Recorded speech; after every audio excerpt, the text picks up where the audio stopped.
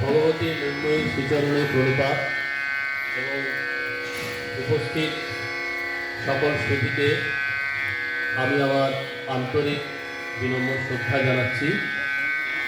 আমাকে এই হসলার যে অ্যাসোসিয়েশন তাতে যে আমাকে আমন্ত্রণ জানিয়েছেন এবং হসলার কর্মকর্তারা আজকে আদেশ করেছেন এখানে একটি বা দুটি গান পরিবেশন করার, এই সুযোগটা পেয়ে যথার্থে আমি ধন্য মনে করছি।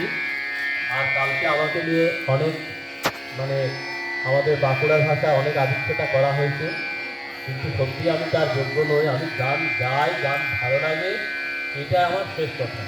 এটাতে যদি এই বয়স্ক মানুষজন যদি উৎসাহিত হন, প্রেরণা পান। জিজ্ঞাসা করা হয়েছিল বৃদ্ধকালে সঙ্গীতের চর্চা এনারা করছেন, এটাতে কিছু লাভ আছে কিনা। আসলে বয়সের সঙ্গে কলাবিদ্যার কোনো বিরোধ নেই।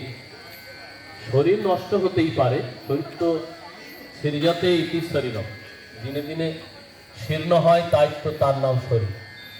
কিন্তু মন বৃদ্ধ হচ্ছে নাকি আরো ছোট হচ্ছে, এটা আমাদের অগম্য।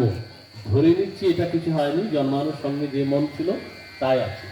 অতএব মনের বয়স বাড়তে দিও না, গানে যে আমাদেরকে বলা হয়েছে, সেই কথা মনে রেখে আমি বলবো যে এতে কোনো বিরোধ নেই। আপনারা গান করুন, মাঝে মাঝে আমাকে আদেশ করবেন। আমিও এখন সিনিয়র সিটিজেনের মধ্যেই পড়ি, কেমন আমি কিন্তু পেনশন ভোগী।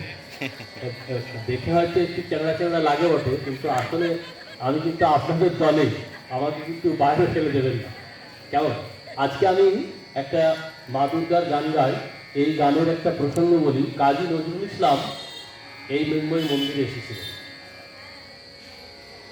নজরুল ইসলাম দুবার এসেছিলেন। সেকেন্ড বারে যখন আসেন জ্ঞানেন্দ্র প্রসাদ গোস্বামীর সঙ্গে,